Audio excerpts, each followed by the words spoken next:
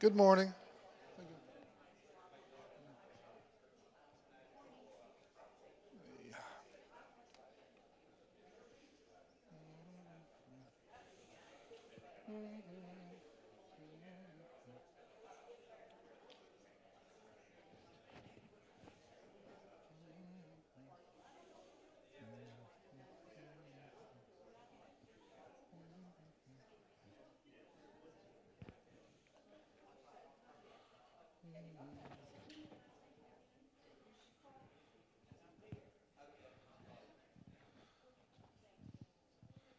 So this is the final class of the spring quarter. The next couple of weeks, Larry will teach, and we will have just kind of several different teachers in the summer. We usually teach topics in the summer that only last a week or two because in the summertime we can't really count on people being here from one week to the next. So 1 week at a time topics work best. In this quarter, I began looking at some of the Greek philosophical backgrounds that interact with the New Testament, that the New Testament speakers and writers had to deal with. And after that section, we went on to a totally different topic, which was looking at the nature of eyewitness accounts and how we can see that Gospels and then Acts and the epistles of Paul all look like eyewitness accounts. And for this final week, I want to return to apply one of the things we learned earlier. Earlier we talked about this Greek philosophical idea that was called dualism, or dualism of matter and spirit, which came from centuries before Christ. Plato taught that the material world was lower than the spiritual world, and in particular, this led to a belief that matter is inherently bad, and only the spirit is good. Now, that leads to all kinds of problems when people try to mix that idea with Judaism or Christianity, and we saw that they did. There were Alexandrian Jews who tried to mix these ideas together, and there were heretics in the early church who picked up on this idea, and it's not compatible with Christianity, because if matter is inherently bad, then how can the Son of God become incarnate? How can he come and have the body of how can he be a man, Jesus? How can he have a body? And so certain heretics actually went in the direction of saying, maybe Jesus was just a spirit. Maybe he didn't have a body. And then what does that do to the crucifixion and the resurrection and the communion and everything else that's central to Christianity? And that's why we saw that certain biblical authors, like in 1 John, made a big point of test the spirits.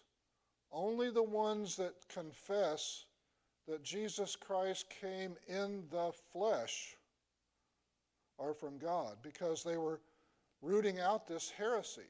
They were rooting out this heresy that Jesus might be just a spirit. Now, this actually relates to the historical development of the doctrine of baptism. Is baptism for the forgiveness of sins? Well, baptism was practiced in some form for the forgiveness of sins, for entering into this new covenant, universally in churches, up until the 16th century, the early days of the Protestant Reformation. Now, over that period of time, there was evolution of baptism as a practice. For example, sprinkling rather than immersing, and sprinkling infants in the belief that infants were born guilty of sin and needed to have that sin washed away upon birth. So there was some evolution, but even within Catholic and Eastern Orthodox churches that developed the sprinkling of infants, they baptized adult converts, often by immersion.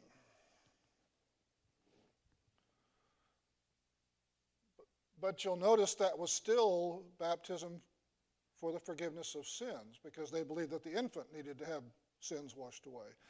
Now, in some form, at least in this way, most of Christianity, even today, practices baptism for the forgiveness of sins, whether it's Eastern Orthodox or Catholic, Lutheran, Pentecostal groups, and so on.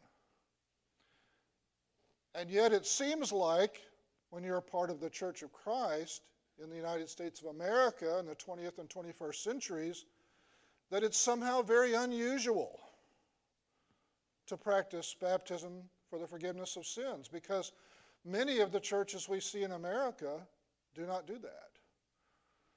So if most of Christianity worldwide and throughout Christian history did this, but in America and a few other countries, it's a minority viewpoint, in a sense, how did that come about?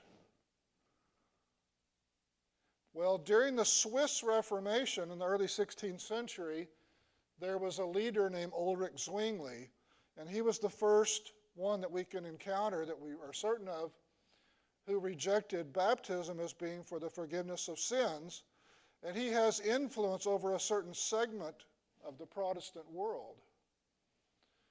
So the thesis of this lesson is that when we look at what Zwingli wrote, he seems to have been a dualist. He seems to have picked up on the idea that matter is inherently bad and only the Spirit can be good. And then he took everything that the church did, that is, at that time the Catholic Church did, that had any physical component, and baptism has a physical component. You allow somebody to lower you in the water and raise you out of the water. Communion has a physical component, etc.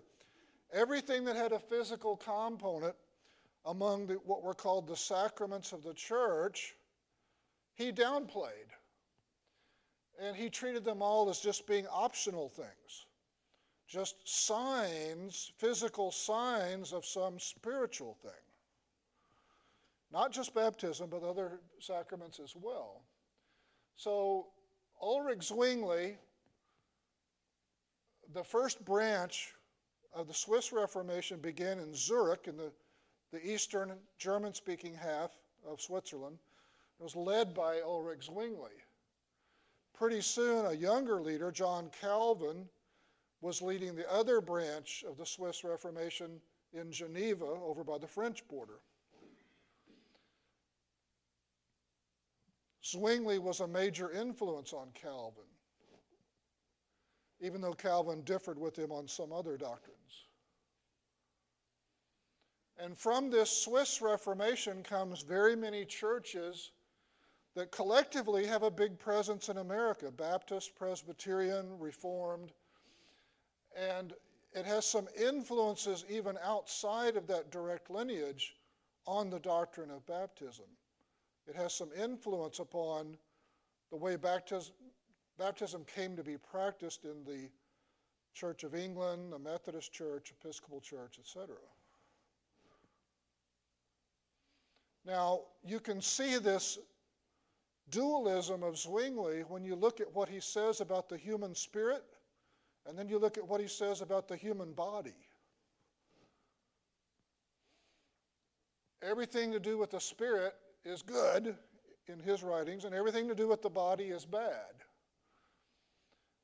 The phrases he uses for the human spirit: godly, selfless, has nothing base in it, searches for truth, worships God, yearns for light, purity, and goodness, inasmuch as its nature is light, its substance pure and devoted to the right. So everything about the human spirit is good, according to Zwingli.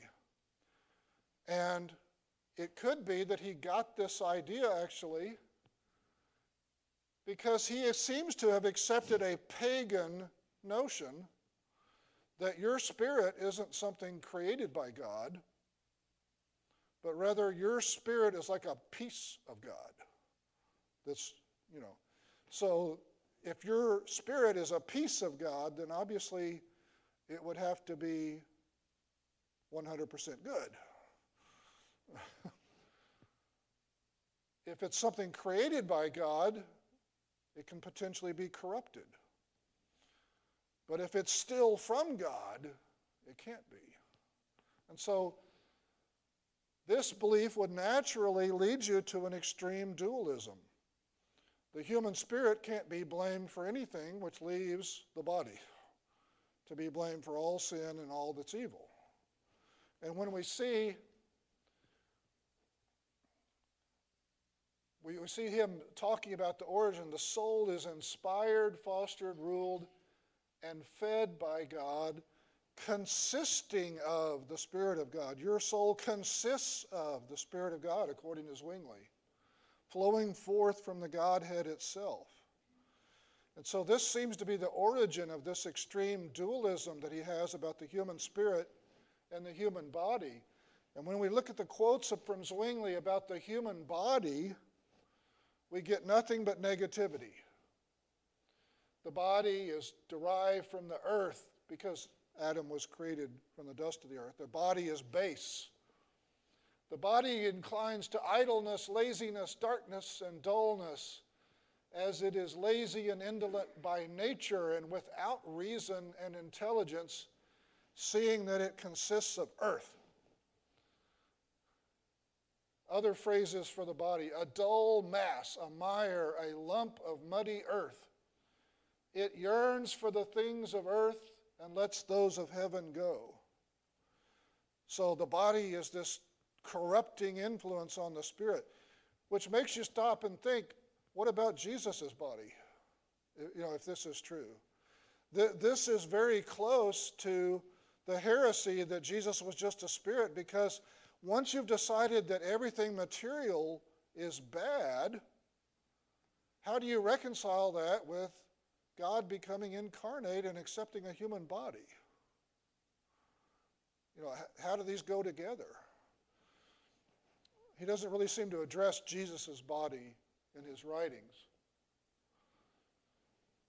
Now, this leads to, as I said, a certain new view of the sacraments of the church at the time because of this dualism.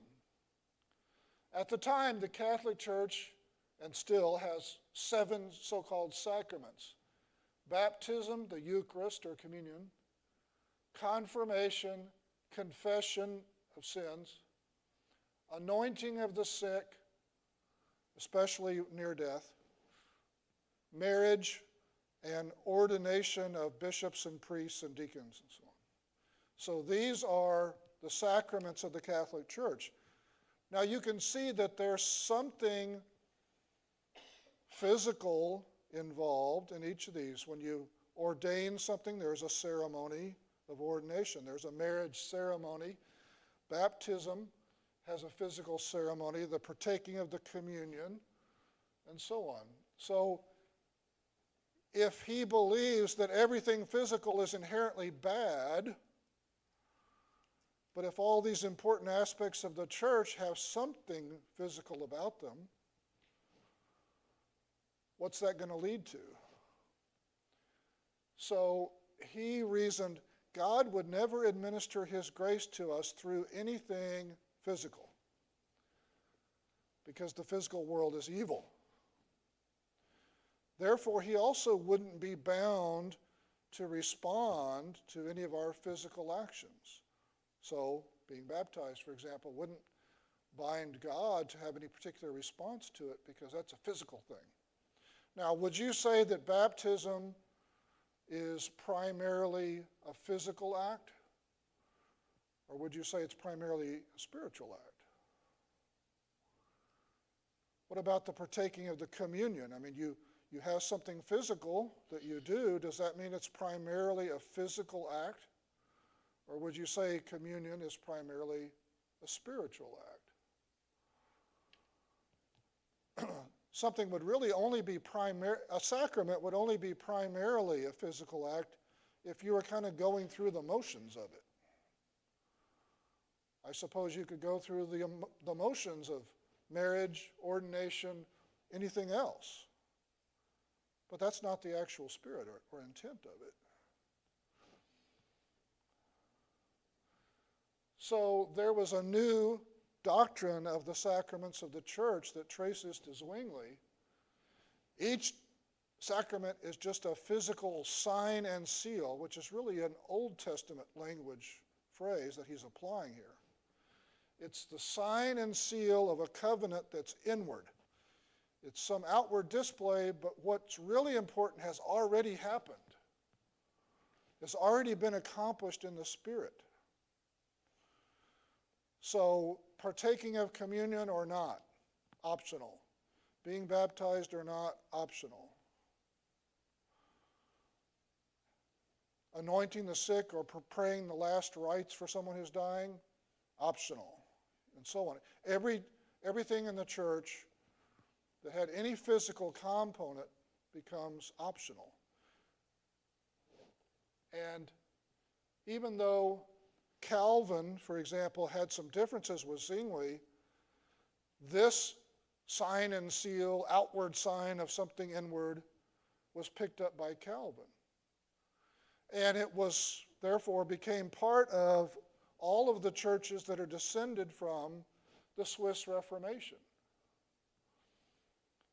The interesting thing is, most people in those churches, I've talked with people who believe that baptism is not for the remission of sins. And one of the things I've asked is, when was the first time in Christian history that someone explicitly said baptism is not for the forgiveness of sins? And there's two responses. One is they have no idea.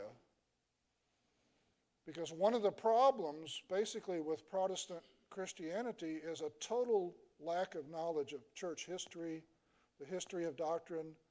Everything started yesterday, basically. That's why there's so much division. That's why there's so many denominations. Nobody's tied to anything historical. I've also had people respond by saying it doesn't matter. All that matters is having the right interpretation. And if the right interpretation never happened until a few hundred years ago for the very first time, all that matters is whether it's the right interpretation. Think about what that would say about God. Think about what that would say about what kind of a job the apostles did getting the church started in the first century, that as soon as the apostles were dead, they immediately got everything wrong about something as important as salvation. What kind of a teaching job did these apostles do with these early churches? That they couldn't even get that right. But see, Zwingli did study history. Zwingli studied Christian history. And he was aware that every Christian author from the 2nd century to his time had said that baptism was for the forgiveness of sins. And his response was basically that as soon as the apostles died, everybody got it all wrong. And maybe they were misled by the physical cleansing concept of water or something. So everybody got it all wrong until Zwingli in the early 1500s. That's what he actually believed. When you think about it, that's a really incredible view of how God starts and guides the early church.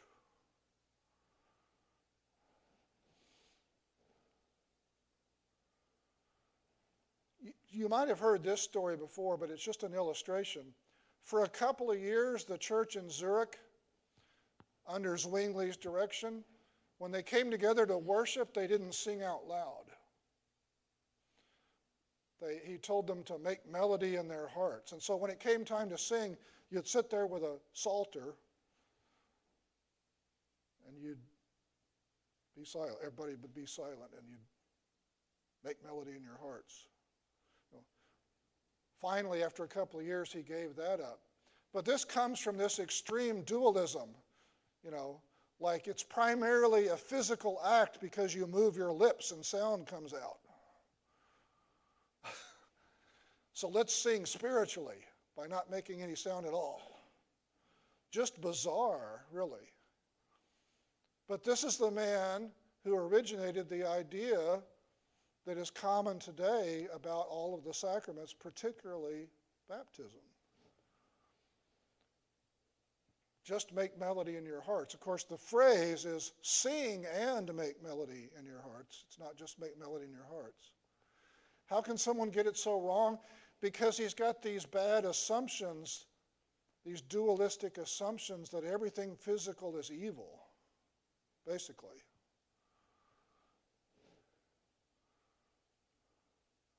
So, in summary, Zwingli started with this pagan idea that your soul isn't created by God, that it's like a piece of God. Therefore, it has to be 100% pure. Therefore, everything has to be blamed on the body, and everything physical is evil. And from that idea, he gets this new doctrine of the sacraments that downplays all the sacraments. The implication for baptism in particular, like the other sacraments, it's just an outward sign of an inward thing. What's really, salvation has already been accomplished in the Spirit, and this is just a sign that you've already been saved. And it's optional. Now, America, Great Britain, Holland, and just a few countries in this world are kind of unusual in the degree of influence from the Swiss Reformation that they have. There are other countries that are far more influenced by Eastern Orthodoxy, Catholicism, the Lutheran Church, and so on. But when you grow up in America, where Baptist, Presbyterian, Reformed, etc., collectively, along with the influence upon the Methodist, Episcopalian, Anglican, collectively all of that is the majority. And so it seems like, boy, this is really strange that, did you know that there's churches over there advocating baptism for the forgiveness of sins? It seems like, to these people, it seems like you're the oddball, if you believe in baptism for the forgiveness of sins. But overwhelmingly throughout Christian history and even worldwide today, the situation is the opposite of what it is in America. Baptism has always been for the forgiveness of sins, and it still is in most of the world. But in America today, we face something different, and it's because of an influence that the people who are under this influence are not aware of its history. This all goes back to non-Christian ideas not compatible with Christianity. So, thank you for your time. Larry, you're up next week.